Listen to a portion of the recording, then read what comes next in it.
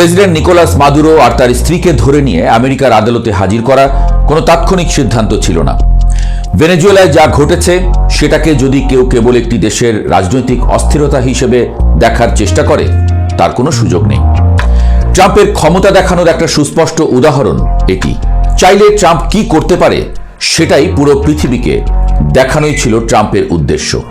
মার্কিন president Donald ট্রাম্পের এই ঘটনায় শুধু ভেনেজুয়েলার সরকারই বদলায়নি, তিনি আন্তর্জাতিক রাজনীতির নিয়মকানুন নিয়েই প্রশ্ন তুলেছেন। এই ঘটনার পর থেকেই একটি প্রশ্ন বারবার ঘুরে ফিরে আসছে, এর পরের লক্ষ্যকে আর কেনই বা ঘুরে ফিরে খালি নরেন্দ্র মোদীর নাম আসছে। চলুন শোনা যাক। ইরান, কলম্বিয়া, কিউবা, উত্তর কোরিয়া, গ্রিনল্যান্ড, নাম অনেক, কিন্তু হিসাবটা ভিন্ন। স্বাভাবিকভাবেই বিশ্লেষকদের একাংশ ইরানের কথাই বলছেন, কেউ বলছেন কলম্বিয়া। শুনতে এগুলো যুক্তিযুক্ত মনে হলেও বাস্তব রাজনীতির বিচারে এগুলো খুব লো ইম্প্যাক্ট টার্গেট। ইরান বহু বছর ধরেই যুক্তরাষ্ট্রের চাপে রয়েছে, নিষেধাজ্ঞা, হুমকি, কূটনৈতিক একঘরে সবই চলছে। সেখানে নতুন করে আঘাত করলে খুব বেশি চমকাবে না বিশ্ব। সবচেয়ে বড় কথা, মাস ছয়েক আগে ইসরায়েল আমেরিকাকে যেভাবে ঘোল খাইয়েছে ইরান, তাতে তাদেরকে ঘাঁটানোর সুযোগ নেবেন না ট্রাম্প। কলম্বিয়াও দীর্ঘদিন ধরে ওয়াশিংটনের প্রভাব বলয়ের ভেতরেই আছে। সেখানকার যে কোনো নড়াচড়া হবে ম্যানেজেবল ক্রাইসিস। কিন্তু আমেরিকার এই মুহূর্তে দরকার এমন একটি টার্গেট যাকে ধরলে শুধু অঞ্চল নয়, গোটা বিশ্ব থমকে তাকাবে। এই জায়গায় এসেই পুরো বিশ্বের চোখ কেন যেন ভারতের উপরই পড়ছে। একদিকে ভারত নিজেকে আমেরিকার ঘনিষ্ঠ বন্ধু হিসেবে তুলে ধরেছে, কোয়াডে একসঙ্গে বসেছে, G20-তে নেতৃত্ব দিচ্ছে, প্রতিরক্ষা সহযোগিতা বাড়াচ্ছে, নিয়মিত সামরিক মহড়া হচ্ছে। কাগজে কলমে দেখলে মনে হয় ওয়াশিংটন, নয়াদিল্লি একই ছাতার নিচে আছে। কিন্তু এই ছবিটা পুরো সত্য নয়, কারণ একই সঙ্গে ভারত এমন কিছু সিদ্ধান্ত নিয়েছে যেগুলো যুক্তরাষ্ট্রের কৌশলগত স্বার্থের সঙ্গে সরাসরি সাংঘর্ষিক। সবচেয়ে বড় উদাহরণ রাশিয়ার সঙ্গে সম্পর্ক। পশ্চিমা নিষেধাজ্ঞা সত্ত্বেও ভারত রাশিয়া থেকে তেল কেনা বন্ধ করেনি, উল্টো সুযোগ বুঝে আরো বেশি সস্তায় তেল কিনেছে। যুক্তরাষ্ট্রের দৃষ্টিতে এটি শুধু বাণিজ্যিক সিদ্ধান্ত নয়, এটি তাদের নিষেধাজ্ঞা কাঠামোকেই দুর্বল করে দিয়েছে। এর সঙ্গে আছে ব্রিক্স জোটে ভারতের সক্রিয় ভূমিকা। এই জোট এখন আর শুধু উন্নয়নশীল দেশের আলাপচারিতা নয়, এখানে ডলারের বিকল্প ব্যবস্থা, নতুন আর্থিক কাঠামো, এসব নিয়ে খোলাখুলি আলোচনা হচ্ছে। ভারত সেখানে উপস্থিত থাকছে, কথা বলছে, আপত্তি তুলছে না। যুক্তরাষ্ট্রের কাছে এটি স্পষ্ট সংকেত ভারত শুধু পশ্চিমা কাঠামোর ভেতরেই থাকতে চাইছে না। আরেকটি বড় অস্বস্তির জায়গা হলো ডলারের বাইরে বাণিজ্যের সম্ভাবনা। ভারত প্রকাশ্যে ডলার ছেড়ে দেবে এমন ঘোষণা দেয়নি ঠিকই, কিন্তু বিকল্প ব্যবস্থার আলোচনাও বন্ধ করেনি সে। এই অবস্থানই ওয়াশিংটনের জন্য সবচেয়ে সমস্যা তৈরি করেছে। এটি কেন এত বড় সংকট সেটি নিয়ে দ্য প্রেসে একটি ভিডিও বানানো আছে, দেখে নেবেন, ডেসক্রিপশন বক্সে দিয়ে দেব। এই কারণেই যুক্তরাষ্ট্রের চোখে ভারতের অবস্থান সবচেয়ে জটিল। ভারত শত্রু নয়, বরং অংশীদার, কিন্তু এই অংশীদার এমন সিদ্ধান্ত নিচ্ছে যা আমেরিকার বৈশ্বিক নেতৃত্বের ধারণার সঙ্গে পুরোপুরি মেলে না। আন্তর্জাতিক ক্ষমতার রাজনীতিতে শত্রু চেনা সহজ, তাদের বিরুদ্ধে চাপ, নিষেধাজ্ঞা, সংঘাত সবকিছুর কাঠামো তৈরি থাকে। কিন্তু বন্ধু হয়েও যে দেশ পুরোপুরি লাইনে আসে না, তাকে কিভাবে সামলাতে হবে সেটাই সবচেয়ে বড় প্রশ্ন। এই জায়গাতেই আমেরিকা এবং ভারতের টানাপোড়েন তৈরি হচ্ছে। প্রকাশ্যে বন্ধুত্বের ভাষা, কিন্তু ভেতরে ভেতরে হিসাবের দ্বন্দ্ব। যুক্তরাষ্ট্র চাইছে ভারত আরো স্পষ্টভাবে পশ্চিমা শিবিরে থাকুক, আর ভারত চাইছে নিজেদের কৌশলগত স্বাধীনতা বজায় রাখতে। এই টানাপোড়েনই শেষ পর্যন্ত আলোচনাকে নিয়ে যাচ্ছে নেতৃত্বের দিকে, আর সেখানেই বারবার উঠে আসছে নরেন্দ্র মোদীর নাম। কারণ যুক্তরাষ্ট্রের দৃষ্টিতে প্রশ্নটা আর নীতির নয়, প্রশ্নটা সিদ্ধান্তের। এই আংশিক অবাধ্য বন্ধু শেষ পর্যন্ত কোন দিকে দাঁড়াবে সেটি তারা জানতে চায়। মোদী শুধু ভারতের প্রধানমন্ত্রী নন, তিনি নিজেকে এমন একজন নেতা হিসেবে তুলে ধরেছেন যিনি শক্ত, আত্মনির্ভর এবং পশ্চিমা চাপের ঊর্ধ্বে। এই স্ট্রং লিডার ইমেজটাই এখন পরীক্ষার মুখে। ট্রাম্প আসলে মোদীকে সরাতে চান না, তিনি দেখতে চান এই শক্ত নেতা কতদূর চাপ নিতে পারেন আর কোন পর্যায়ে এসে সমঝোতায় যেতে বাধ্য হন। 500% শুল্ক, বন্দুক ছাড়াই পূর্ণাঙ্গ এক যুদ্ধ ভারতের সাথে। এই প্রশ্নের মাঝেই ট্রাম্প ছুড়ে দিয়েছেন সবচেয়ে ভয়ঙ্কর হুমকি। এইবার কোনো সেনা নয়, কোনো ক্ষেপণাস্ত্র নয়, এক অর্থনৈতিক যুদ্ধ। 500% শুল্ক। শুনতে সংখ্যার খেলা মনে হলেও এর অর্থ কিন্তু গভীর। এর মানে হলো ভারত যদি আমেরিকায় পণ্য রপ্তানি করে, সেই পণ্যের দাম কয়েক গুণ বেড়ে যাবে। ফলস্বরূপ ভারতীয় পণ্য মার্কেট থেকেই ছিটকে পড়বে। এর প্রভাব শুধু বাণিজ্যে সীমাবদ্ধ থাকবে এমনটি না। রপ্তানি কমবে, ডলার প্রবাহ কমবে, রুপির উপরে চাপ বাড়বে। শেষ পর্যন্ত চাপটা গিয়ে পড়বে আসলে নরেন্দ্র মোদী সরকারের উপরে। ভেনেজুয়েলায় বন্দুক চলেছে, ভারতের ক্ষেত্রে চলছে হিসাব নিকাশের যুদ্ধ, ব্যবসার যুদ্ধ। এই অঞ্চলের মানুষের চোখে নরেন্দ্র মোদী কেন আসলে একটি অস্বস্তিকর চরিত্র? আসুন মেলাই। এখানে একটি সামাজিক রাজনৈতিক বাস্তবতা উপেক্ষা করা যায় না। এই অঞ্চলের বহু মানুষ, বিশেষ করে বাংলাদেশ সহ আশপাশের দেশগুলোতে নরেন্দ্র মোদীকে খুব একটা পছন্দ করে না মানুষ। সীমান্ত রাজনীতি, নাগরিকত্ব ইস্যু, বক্তব্যের ভঙ্গি সব মিলিয়ে মোদী এখানে বন্ধুসুলভ নেতা হিসেবে পরিচিত নন। ফলে তিনি যখন আন্তর্জাতিক চাপে পড়েন, অনেকের চোখে সেটি শুধু ভূরাজনীতি নয়, এটি এক ধরনের প্রতীকী মুহূর্ত। তাহলে কি মোদীকে মাদুরোর মতো তুলে নেওয়া হবে? না, বাস্তবতা এতটা সরল নয়। ভারত ভেনেজুয়েলা নয়, আর মোদী মাদুরো নন। আর ট্রাম্পের লক্ষ্যও সেটা নয়।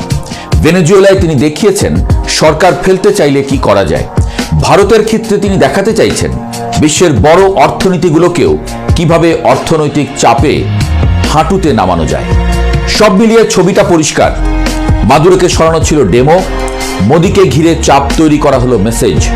এই মেসেজ শুধু ভারতের জন্য নয়, এটা যেমন চীন, ব্রাজিল, দক্ষিণ আফ্রিকা সবাইকে দেখানোর জন্য। প্রশ্ন এখন একটাই, এই চাপের মুখে মোদী আসলে কতদূর টিকে থাকতে পারবেন? যারা আন্তর্জাতিক বিষয়ের খোঁজ খবর রাখেন তাদের কাছে ভেনেজুয়েলা এই মুহূর্তে খুবই আকর্ষণের বা আগ্রহের জায়গা। এটা খুব স্বাভাবিক। ইনফ্যাক্ট এই ঘটনাটা ভবিষ্যৎ পৃথিবী কেমন হবে, বিশ্ব ব্যবস্থা বা ওয়ার্ল্ড অর্ডারের কি পরিস্থিতি হবে সেই জিনিস সম্পর্কে একটা গুরুত্বপূর্ণ ধারণা দেয়। ইনফ্যাক্ট এই ঘটনার পর এই পৃথিবী আর আগের জায়গায় নেই, এটা অনেকেই বলতে পারেন। তবে আমি খানিকটা দ্বিমত করি, এটা আসলে আরো আগে শুরু হয়েছে 2022 সালে। সেটা কেন, সেই প্রসঙ্গে আসব। গতকাল একটা ভিডিওতে খানিকটা বলার চেষ্টা করেছি, এটা এক ধরনের প্রক্সি ওয়ারও ছিল। চায়না রাশিয়ার বিরুদ্ধে আমেরিকাতে পাওয়ার প্রজেক্ট করতে চায়। এটা সারা পৃথিবীর সামনে দেখাতেও চেয়েছে। দুই দেশ তো বটেই, সে পৃথিবীকেও দেখাতে চেয়েছে।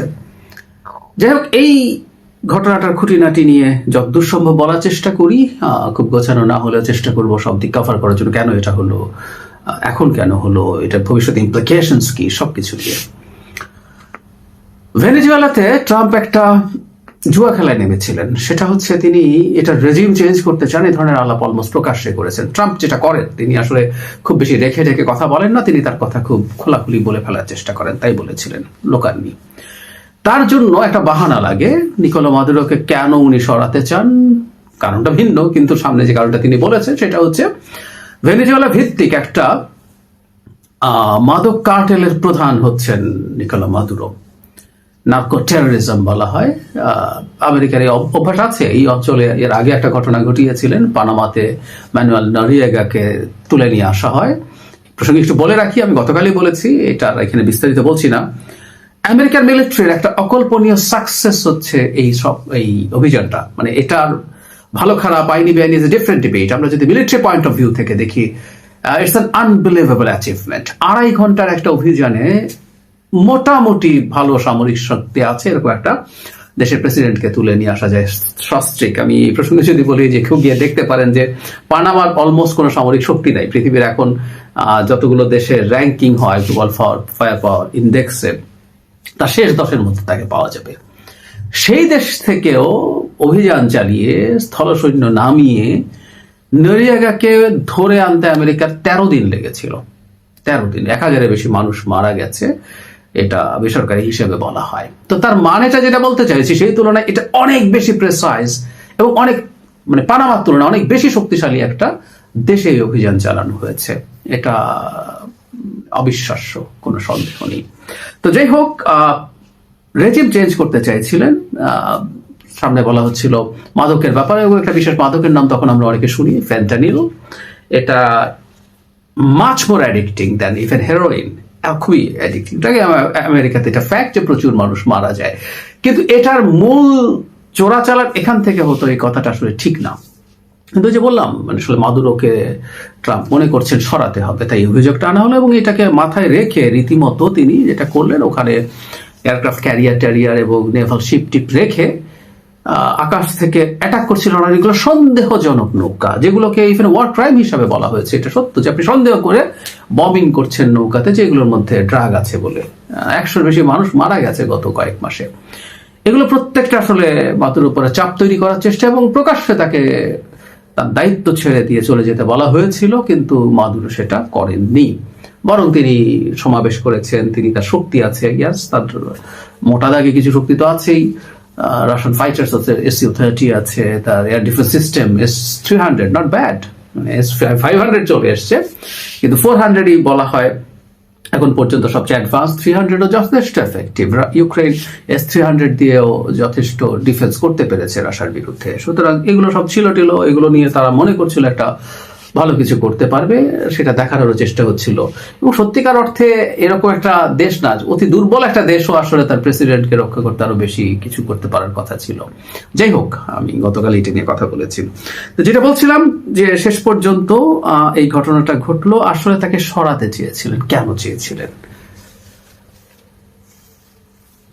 ভেনেজুয়েলার তেলের কথা আমরা শুনছি। আমরা তেল বললে মাথায় মিডল ইস্টের কথা আসে, কিন্তু আমরা অনেকে হয়তো জানি না ভেনেজুয়েলার তেলের রিজার্ভ পৃথিবীতে সর্বোচ্চ, সৌদি আরবের চেয়ে বেশি। এটা বিটুইন 17 and 20%। সো কমটাও যদি ধরি, ইটস হিউজ। এখন এই তেলটার দিকে তার মনোযোগ আছে বলা হয়, মনোযোগ থাকতে পারে, কিন্তু আবার এটা এত সহজও না। মানে আমরা একটু বোঝা দরকার যে কেউ কেউ মনে করছে ভেনেজুয়েলার তেল পেলেই খুব রাতারাতি তেলের সাপ্লাই বাড়িয়ে পৃথিবীতে বহুত সুবিধা টুবিধা করে ফেলা যাবে, but things are not that easy. ভেনেজুয়েলার তেল খুবই ভালো, কিন্তু সেটা নিষ্কাশনের প্রসেসটা সব দেশের কাছে নেই। তেলটা বেশ ভারী। আমরা পেট্রোলিয়াম যে পাওয়া যায় মানে মাটির নিচ থেকে, সেখানে এই খনি থেকে প্রাপ্ত পেট্রোলিয়াম থেকে নানান রকম পণ্য উৎপাদিত হয়। এটার জন্য সেই যে খনিজ যে তেল পাওয়া যায় সেটার ডেনসিটি ম্যাটার করে। ভেনেজুয়েলার তেল খুব ভারী এবং পৃথিবীর বহু রিফাইনারি এই তেল রিফাইন করতে পারে না। তাহলে তার মানে এটা যে আমি প্রচুর ভেনেজুয়েলার তেল তুললাম আর সারা পৃথিবীতে পাঠিয়ে রিফাইন করে ফেললাম, এটা হয় না। এবং কি ভেনেজুয়েলার নিজের যে এখানে প্রযুক্তি আছে, তার যে স্থাপনা আছে, তার যে ইনফ্রাস্ট্রাকচার আছে, সেটা মোটা দাগে ঠিকঠাক করতেও 4-5 বছর লেগে যাবে, এরকম আলাপ দেখা যাচ্ছে। তার অয়েল প্রোডাকশন ক্রমাগত কমতে কমতে গত 12-13 সালের দিকে সে 30 লাখ ব্যারেলের মতো তেল তুলতো প্রতিদিন, আর এখন এটা 10 লাখ ব্যারেলে নেমে এসছে। তার মানে আমরা বলতে চাইছি যে এটা আসলে পরিস্থিতি ভালো না এখানে। তবে এই তেল ভারী বলেই না, এটা খুবই মূল্যবান। মানে আমেরিকা তো নিজে এখন খনিজ তেলে বা মানে পেট্রোলিয়ামে স্বয়ংসম্পূর্ণ প্রায়। তেলের দাম যদি একটু বেশির দিকে থাকে তাহলে আমেরিকা পোষাতে পারে, কারণ আমেরিকার তেল আসলে লিকুইড ফর্মের তেল না। এটা মিডল ইস্টে যেমন পাওয়া যায় বা ভেনেজুয়েলাতে যেমন পাওয়া যায় সেরকম নয়। আমরা অনেকে জানি নাম শেল অয়েল। এটা আসলে পাথরে থাকা এক ধরনের তেল, সেখান থেকে এটা নিষ্কাশনের প্রসেস আমেরিকা বের করতে পেরেছে, এবং সেটাকে যে বললাম তেলের দাম একটু বেশির দিকে থাকলে সেটাতে পোষাতে পারে কেনার তুলনায়, এটা তার জন্য বেটার হয়। কিন্তু এখানে একটা কিন্তু আছে। ভারী তেলের যে জিনিসটা আছে সেই জিনিসটা হচ্ছে এখানে আমি যেটা বললাম যে পেট্রোলিয়াম থেকে, ক্রুড পেট্রোলিয়াম থেকে অনেক রকম প্রোডাক্ট পাওয়া যায়। আমরা অকটেন, পেট্রোল এগুলোর কথা জানি। অনেকগুলোতে গ্যাস পাওয়া যায় উপজাত হিসেবে, ডিজেল, তারপরে ভিটামিন, এই ধরনের জিনিসপত্র ভারী তেলে পাওয়া যায়। পৃথিবীতে অনেক খনিতে প্রাপ্ত তেলে ডিজেলের পরিমাণ এখন কমে আসছে। এই জায়গাটা খুব ইম্পর্টেন্ট। ডিজেল যেহেতু কমে আসছে, সব খনি থেকে পাওয়া তেলে ডিজেল পাওয়া যায় না, ভিটামিন পাওয়া যায় না, এটা ভারীর ক্ষেত্রে পাওয়া যায়। তাতে যেটা দাঁড়ালো, পৃথিবীতে কিন্তু ডিজেলের সাপ্লাই কমে আসছে। ডিজেল কিন্তু আস্তে আস্তে এক্সপেন্সিভ হয়ে উঠছে, এবং আমরা কেনা জানি খুব বড় ভারী যেসব ভেহিকলস আছে তাদের বা জেনারেটরস আছে, সেগুলো চালানোর জন্য ডিজেল লাগে।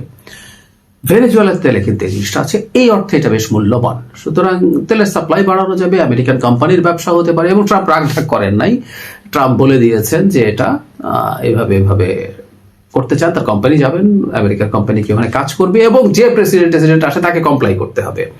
এবং দেখা গেল যিনি এই মুহূর্তে দায়িত্ব পেয়েছেন, ওদের সুপ্রিম কোর্ট রায় দিয়েছে এবং ওখানকার মিলিটারি অফিসার টপাররা যারা আছে তারা মিলে সিদ্ধান্ত নিয়েছেন, রদ্রিগেজ প্রেসিডেন্ট হয়েছেন, কিন্তু তিনি রাদার মাদুরোকে একমাত্র প্রেসিডেন্ট বলছেন এবং তিনি তার পক্ষে আছেন। সো ট্রাম্প যেটা চেয়েছিলেন তাকে তুলে আনার পর সুর করে সবাই তার পক্ষে চলে আসবে, সেটা এখন পর্যন্ত অ্যাটলিস্ট হয়নি। এবং ট্রাম্প যথারীতি হুমকি দিয়েছেন যদি আমেরিকার মতো করে না চলে তাহলে আমেরিকা তার পরেও প্রতিশোধ দেবে এবং মাদুরোর চাইতে আরো বেশি খারাপ পরিস্থিতি হবে, আরো বেশি খারাপ হবে। এই কথাটা এক্স্যাক্টলি এটাই বলেছেন।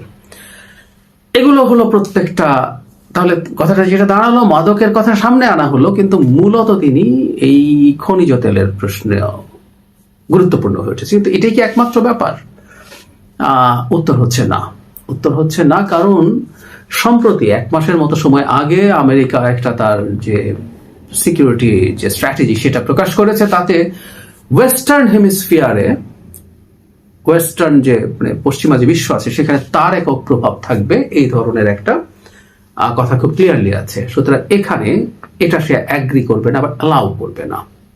আমরা জানি ভেনেজুয়েলাতে প্রচুর চাইনিজ ফুটপ্রিন্ট আছে, শুধু ভেনেজুয়েলাতে না, সাউথ আমেরিকার সব জায়গাতেই কম বেশি এটা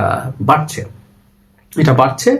সেই কারণে এখানে ট্রাম্প চাইছেন যে তিনি এই কাজটা মানে করার মাধ্যমে এটার একটা বার দেখিয়ে দিয়েছেন যে তিনি এটা করবেন। এবং গতদিন বলেছি যে চায়নার আসার কাছেও এটা এক ধরনের বার্তা দেয়া, 2.5 ঘন্টায় একজন প্রেসিডেন্টকেও তুলে নিয়ে আসতে পেরেছে। এটা শুধু ওদেরকেও না, পৃথিবীকেও একটা বার্তা দেয়া যে আমেরিকার সামরিক শক্তির এফেক্টিভনেস কত।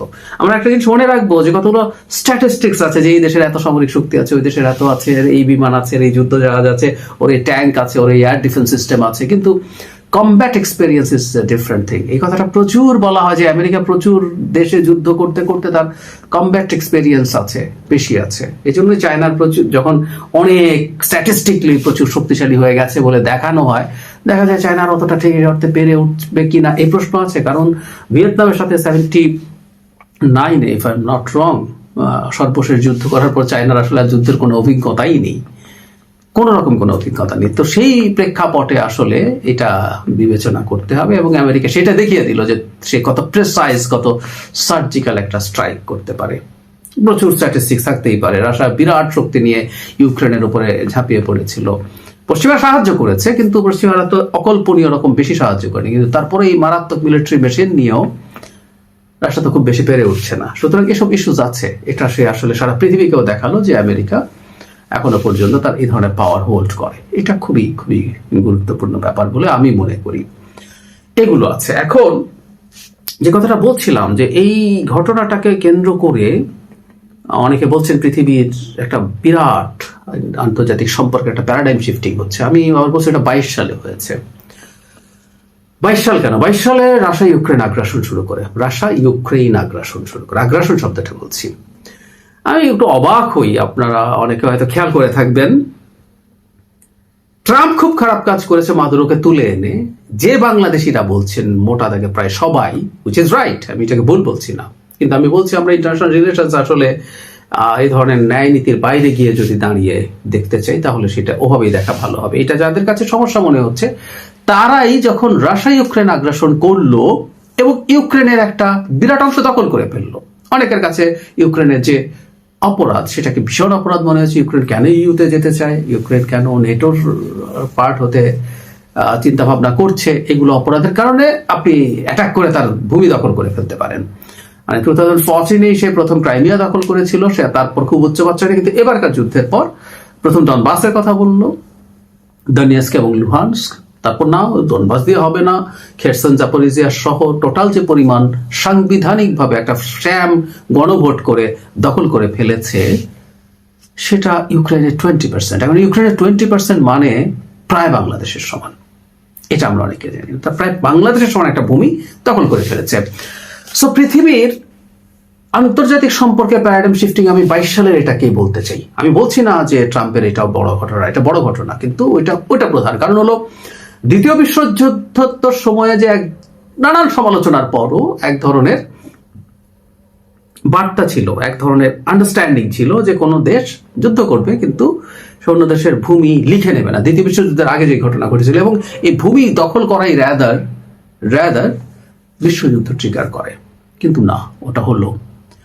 আমি নিজে রাশিয়ার ইউক্রেন আগ্রাসন নিয়ে অনেকগুলো লেখা লিখেছি, কলাম বিভিন্ন পত্রিকায়, প্রথম আলোতে সবচেয়ে বেশি লিখেছি। লেখার পর প্রচন্ড গালিগালাজ খেয়েছি, আমি ভিডিওতে কথা বলেছি, তখনও গালিগালাজ খেয়েছি, এখানেও গালিগালাজ খেতে পারি। তারপর আমার মনে হয় কথাটা বলে রাখা দরকার। এখন আমেরিকার ক্ষেত্রে ইটস দ্য সেম। আমরা একইভাবেই বলতে পারি যে একটা দেশের প্রেসিডেন্টকে তুলে নিয়ে যাওয়া যাবে, এটা যদি হয়, এটা এই বিশ্ব ব্যবস্থার যে আলাপটা আমরা করি, ওয়ার্ল্ড অর্ডারের কথা, এবং একটা টার্ম বিশেষ করে পশ্চিমারা এবং বিশেষ করে আমেরিকা বলে রুল বেসড অর্ডার। ইনফ্যাক্ট আমরা এটা সত্য যে আমরা চায়না রাশিয়াকে যতটা সমালোচনা করতে পারি, পশ্চিমাদেরকে বেশি করতে পারি। আমি চায়না রাশিয়াকে ভালো বলছি না, ইভেন আমি মনে করি চায়না লেড একটা বিশ্ব ব্যবস্থা সাথে মাইনর পার্টনার যদি রাশিয়া থাকে, এটা চাইতেও খারাপ হবে। এটা নিয়ে হয়তো কখনো কথা বলবো।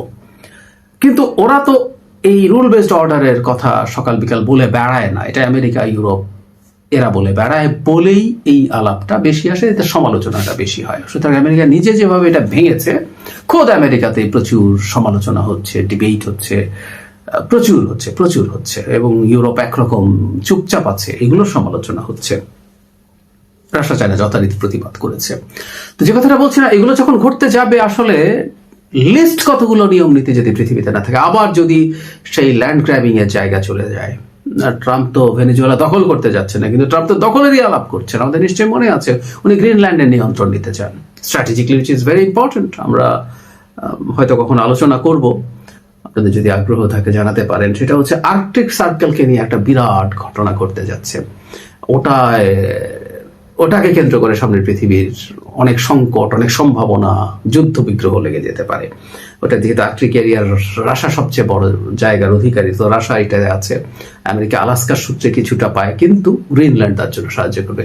সে পানামা ক্যানাল তার দখলে নিয়ে নিতে চায়, সে ইভেন ক্যানাডাকে তার 51st স্টেট হওয়ার জন্য বলছে। সুতরাং ট্রাম্পের মধ্যে ল্যান্ড গ্র্যাবিং এর কথাও আছে। এটা সবচেয়ে জরুরি প্রশ্ন। তার মানে পৃথিবীতে এই মুহূর্তে এই ঘটনাগুলো শুরু হতে পারে। এই ঘটনার ফলে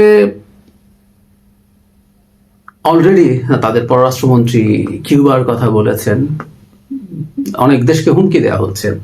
ইরানে অলরেডি একটা আনরেস্ট শুরু হয়েছে, এটা একটা স্পন্টেনিয়াস সারপ্রাইজিং এর মতো। সেখানে কিছুদিন আগে আমেরিকা ইরানে একটা অ্যাটাক করে এসছে, তার যে পারমাণবিক স্থাপনা আছে সেখানে তারাও এখানেও রেজিম চেঞ্জের চেষ্টা করতে পারে। রেজিম চেঞ্জ নিয়ে তাদের এখানে চিন্তা আছে, এগুলো সব ঘটতে পারে। আর ইমিডিয়েটলি হলে ভেনেজুয়েলার তেল কাজে লাগবে না, কিন্তু ইরানকে অ্যাটাক করলে তেলের একটা সংকট হওয়ার প্রবাবিলিটি আছে। আমরা অনেকেই জানি ইরানের সাথে যদি মোটা দাগে বড় স্কেলে অ্যাটাক করা হয় ইরানকে, তাহলে ইরানের যে হরমুজ স্ট্রেইট আছে, যেটা দিয়ে পৃথিবীর হিউজ অ্যামাউন্ট, সেটা গত 20-25% তেল ওখান দিয়ে ট্রান্সপোর্টেড হয়, সেটা যদি সে বন্ধ করে দেয়, তাহলে তেলের দাম অনেক বেড়ে যেতে পারে। সেই ক্ষেত্রে অল্টারনেটিভ সাপ্লাই হিসেবে ভেনেজুয়েলার তেলের কথা কেউ বলছেন, কিন্তু ওই তেল আসতে আসলে 4-5 বছর লাগবে। তো ইরানকে যদি সেই ভঙ্গুরতার অল্টারনেটিভ হিসাবে ভেনেজুয়েলার কথা ভাবা হয়, তাহলে এটা আসলে সঠিক না। কিন্তু ইরানও অ্যাটাক হতে পারে যদি সৌদি আরব বা অন্যান্য দেশকে তার খনিজ তেল উৎপাদন যদি বাড়ানোর জন্য আমেরিকা রাজি করাতে পারে, সেটা হতে পারে। তার মানে যে কথাটা বলা হচ্ছে, যে কথাটা বলছি, পৃথিবী এখন আসলে এমন একটা জায়গায় চলে গেছে যেখানে লিস্ট যে রুল বেসড অর্ডার ছিল সেটা প্রায় পুরোপুরি ভেঙে পড়ার পথে। রাশিয়া এটা করছে, আমেরিকা এটা করলো, চায়নাও করেছে। আমি তাইওয়ান ইস্যুর কথা বলছি না, কিন্তু তার সাউথ চায়না সিতে তার মেরিটাইম বাউন্ডারি নিয়ে অনেকগুলো দেশের সাথে কনফ্লিক্ট করছে গায়ের জোরে। এমনকি চায়না ফিলিপিন্সের সাথে একটা মামলায় গিয়েছিল, যেখানে এই সমুদ্র সীমা নিয়ে মামলা হয়। চায়না সেটার পার্ট, তারা গিয়েছিল। সেখানে গিয়ে স্কারবারো শোল বলে একটা জায়গা আছে, সেটা ফিলিপিন্সের পক্ষে যখন রায় যেতে শুরু করে, তখন চায়না ওখানে অভিযোগ করে বেরিয়ে আসে, এবং সেটা সে মেনে নেয় নাই, বল প্রয়োগ এখন সেটা দখল করবে। এরকম ঘটনা আছে। তার মানে আইন কানুনের আসলে বিষয় নাই, এখন গায়ের জোরের কথাই প্রধান হয়ে দাঁড়াবে। চায়নার সাথে 18টা দেশের মেরিটাইম এবং ল্যান্ড বাউন্ডারি ডিসপিউট আছে। চায়না এগুলো কোনোটাই ছাড় দিচ্ছে না, দেবে না। তাহলে কি দাঁড়ালো? আমরা আসলে খুবই ভলেটাইল একটা সময়ের দিকে এগিয়ে যাচ্ছি। দ্বিতীয় বিশ্বযুদ্ধের আগে যে ধরনের পরিস্থিতি হয়েছিল, এই একই ধরনের পরিস্থিতি। জাপানের সাথেও চায়নার কনফ্লিক্ট আমরা এর মধ্যে দেখা শুরু করেছি। জাপানের সাথে সেনকাকু আইল্যান্ডস নিয়ে প্রবলেম আছে, সেটা নিয়ে কথা হচ্ছে। এবং চায়নায় যেহেতু অত্যন্ত অ্যাগ্রেসিভ নেতা তৈরি হচ্ছে, এটা রিয়াকশনে জাপানে একজনের চাইতে একজন আরো অ্যাগ্রেসিভ হয়ে উঠছেন। সর্বশেষ যিনি প্রাইম মিনিস্টার হয়েছেন সানায় তাকাইচি, প্রিভিয়াস যে কারো চাইতে আরো অনেক বেশি অ্যাগ্রেসিভ।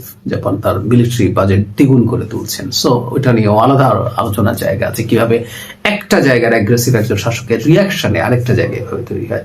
সো পৃথিবী খুবই খুবই টার্মোইলের একটা অবস্থার দিকে যাচ্ছে, এতে কোনো রকম কোনো সন্দেহ নাই। এবং এই ঘটনাগুলো যদি করতে থাকে, অন্যরা ইন্সপায়ার্ড হবে। রাশা ভূমি গ্র্যাব করেছে, করে অ্যানেক্স করে নিয়েছে, একজন প্রেসিডেন্টকে তুলে নিয়ে যাওয়া গেছে যদি তার ক্যাপেবিলিটি থাকে। অন্যান্য দেশ, ভারত আছে, চায়না আছে, তারা বিভিন্ন দেশের দখল করা শুরু করবে। এবং যারা এর বিরুদ্ধে কঠোরভাবে কথা বলতো, তারাও যখন ক্রস এইসব রুল ভাঙতে শুরু করে, তার ওই বলার জায়গাটা কমে আসবে। আমরা খুবই টাফ, খুবই ভলেটাইল একটা সিচুয়েশনের দিকে যাচ্ছি, কোনো সন্দেহ নাই। তৃতীয় বিশ্বযুদ্ধ আসছে কিনা এই আলাপ আছে। বহু আগে বলেছিলাম, কোন ওয়ার্ল্ড অর্ডার, একটা মেজর শক্তি আরেকটা এস্টাবলিশ শক্তিকে ছাপিয়ে চলে যাবে, এটা খুব সহজে হয় নাই। বিখ্যাত একটা বই আছে রাম অ্যালিসনের, ওখানে থুসিডিডিসের স্ট্র্যাপের কথা আছে। 16 বার হয়েছিল এই পরিস্থিতি, সেই গ্রিক এরা থেকে শুরু করে। এর মধ্যে 12 বার যুদ্ধ হয়েছে। চায়না আমেরিকার ক্ষেত্রে যখন চায়না এমার্জ করছে, একই রকম একটা প্রেক্ষাপট আছে। বহু জায়গায় একই রকম প্রক্সি ওয়ার চলবে, কোনো রকম কোনো সন্দেহ নেই। এবং আমরা খুবই খুবই ভলেটাইল একটা জায়গাতে আছি। সেটা হলো, যেহেতু চায়না এখানে আছে, এইখানকার এরিয়াকে ঘিরে এই ঘটনা ঘটবে। এটুকু বলে শেষ করে, আপনাদের নিশ্চয় মনে আছে ট্রাম্পের সময়েও তারা ইন্দো প্যাসিফিক, তারা বাইডেনের প্রচুর সমালোচনা করে, কিন্তু বাইডেনের ইন্দো প্যাসিফিক স্ট্র্যাটেজি বা আইপিএস তারা স্ক্র্যাপ করেনি। বরং আমাদের ডক্টর ইউনুস যখন মার্কো রুবিওর সাথে কথা বলেছিলেন, মার্কিন পররাষ্ট্রমন্ত্রী, তখন তিনি ইন্দো প্যাসিফিক স্ট্র্যাটেজিতে একসাথে কাজ করার কথা পুনর্ব্যক্ত করেছেন। সো এই অঞ্চলে এই ধরনের পরিস্থিতি তৈরি হতে যাচ্ছে। বাংলাদেশের মতো দেশকে খুবই খুবই সতর্ক হয়ে পা ফেলতে হবে।